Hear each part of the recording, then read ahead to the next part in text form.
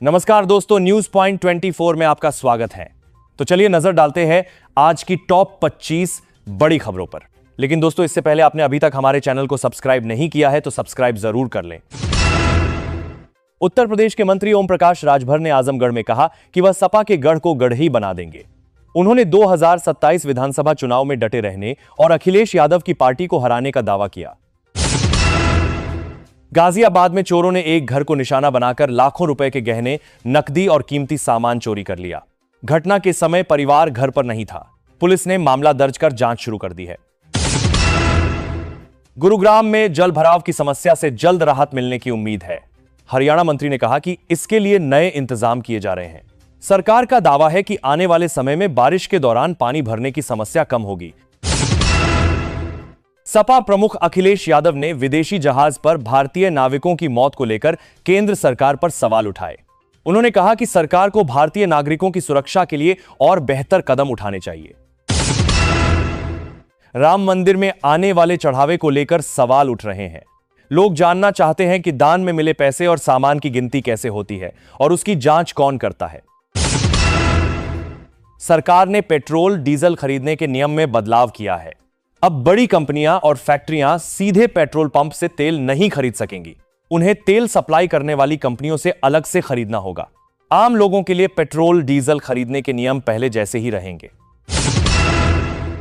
बिहार के deputy CM सम्राट चौधरी ने कहा कि मोदी सरकार के 12 साल में देश में काम हुआ है। उन्होंने बताया कि 5 लाख करोड़ रुपए का निवेश लाने का लक्ष्य है, जिससे लोगों को नौकरी मिलेगी। बिहार में मुख्यमंत्री कन्या विवाह योजना से गरीब परिवारों को मदद मिल रही है।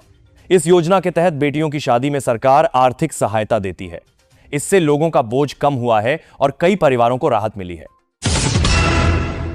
अहमदाबाद में एयर इंडिया विमान हादसे को 1 साल पूरा हो गया। इस मौके पर पीड़ित परिवारों ने मृतकों को श्रद्धांजलि दी। कई परिवार अब भी हादसे की अंतिम जांच रिपोर्ट और जिम्मेदार लोगों पर कार्रवाई का इंतजार कर रहे हैं। अयोध्या राम मंदिर में चढ़ावे की कथित चोरी का मामला अब हाईकोर्ट पहुंच गया है। याचिका में सीबीआई जांच की मांग की गई है। वहीं एक भाजपा नेता ने भी प्रधानमंत्री मोदी से शिकायत कर मामले की निष्पक्ष जांच कराने की अपील की है। बिहार सरकार ने मई महीने की सामाजिक सुरक्षा पेंशन जारी कर दी है। इसमें विधवा और दिव्यांग लोगों को पैसा मिलेगा और समय पर पेंशन मिलने से गरीब और जरूरतमंद लोगों को राहत मिली है। दिल्ली एनसीआर में मौसम ने करवट ली है। मौसम विभाग यानी आईएमडी ने येलो अलर्ट जारी किया है। आज कई इलाकों में बारिश, तेज आंधी और गरज चमक की संभावना है।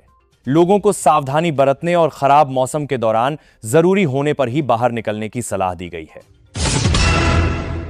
मानसून छत्तीसगढ़ बॉर्डर तक पहुंच गया है। मध्य प्रदेश, राजस्थान समेत 9 राज्यों में बारिश और तेज हवाओं का असर दिख रहा है। वहीं उत्तर प्रदेश में आंधी और बिजली गिरने से 5 लोगों की जान चली गई। नवादा में किसानों को डिजिटल तकनीक के जरिए सरकारी योजनाओं की जानकारी दी जा रही है। इससे किसान घर बैठे योजनाओं का लाभ और खेती की नई जानकारी और मौसम से जुड़ी जानकारी आसानी से पा रहे हैं। इससे किसानों को काफी मदद मिल रही है।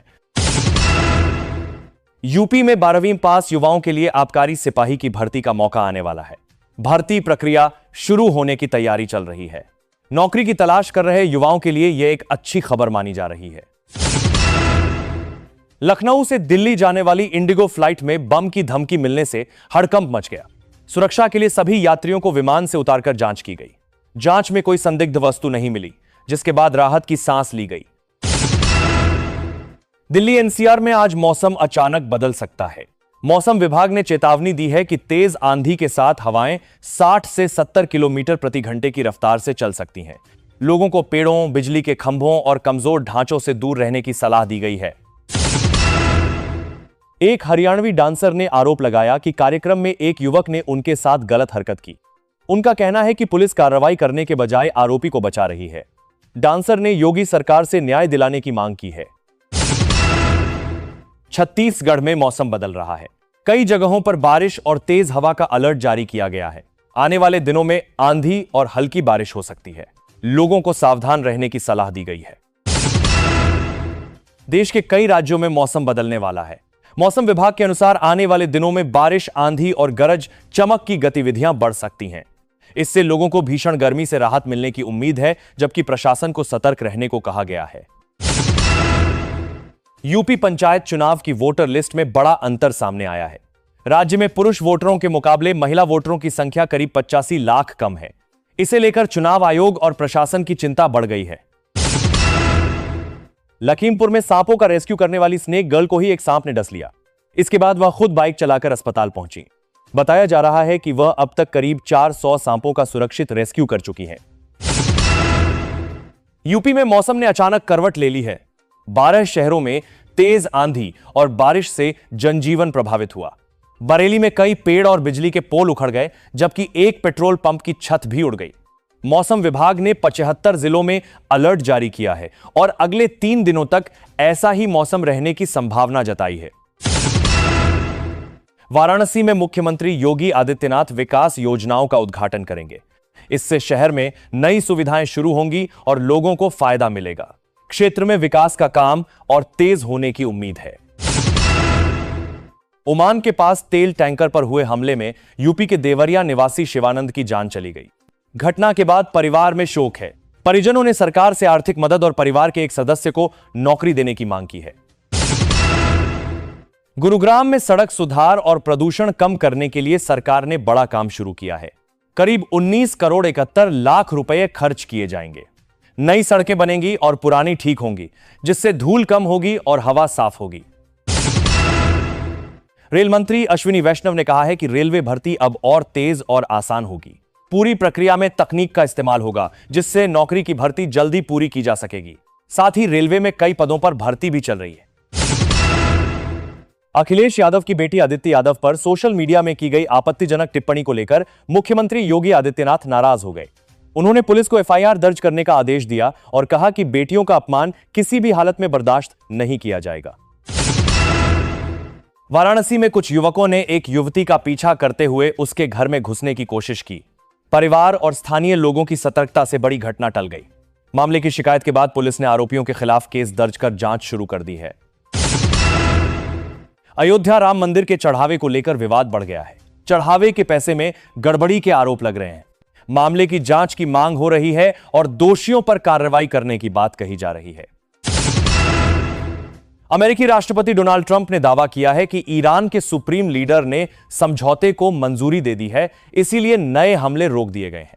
वहीं ईरान ने इस दावे को गलत बताते हुए कहा कि अभी तक कोई अंतिम फैसला नहीं लिया गया है। अखिलेश यादव की बेटी अदिति यादव के बारे में सोशल मीडिया पर आपत्तिजनक पोस्ट करने के मामले में 4 लोगों के खिलाफ एफआईआर दर्ज की गई है। इस पर ओम प्रकाश राजभर ने कहा कि अदिति उनकी भी बेटी जैसी हैं, लेकिन अखिलेश यादव को भी अपने व्यवहार पर ध्यान देना चाहिए। बिहार के डिप्टी सीएम सम्राट चौधरी ने राज्य के विकास के लिए बड़ा प्लान बताया है। इसके तहत करीब 18,000 करोड़ रुपए की मदद दी जाएगी।